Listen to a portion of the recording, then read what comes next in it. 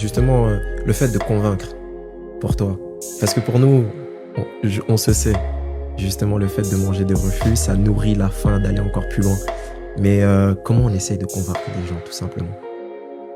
Comment on essaie de convaincre? Je pense qu'il faut rester fidèle à ce qu'on veut raconter. Le pourquoi aussi. Je pense que c'est important. Et surtout, en fait, je pense que ça se ressent, en fait. Quelqu'un qui veut faire quelque chose et qui a une envie interne, en tout cas intérieure, de le raconter. En fait, moi, j'aurais dit c'est plutôt l'énergie intérieure. Alors, moi, quand je racontais cette histoire-là, en fait, je visualisais, en fait, le projet. Bon, c'est pas facile de transmettre ça, parce que bon, la plupart des gens, ils voient pas ce que tu vois, parce que ils sont pas dans ta tête, et c'est normal.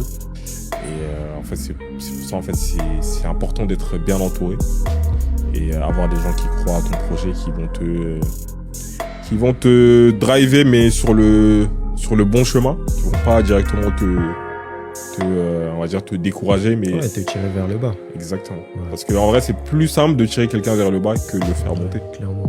Comme on dit aussi, c'est plus facile de faire du mal que le bien.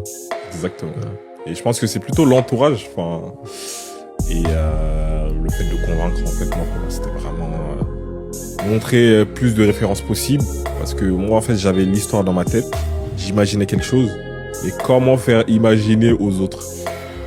C'était beaucoup de références, et pour moi, en fait, c'était un défi, en tout cas, de créer tout un univers, parce que, en fait, l'univers, il a été totalement créé, même s'il y a eu des inspirations.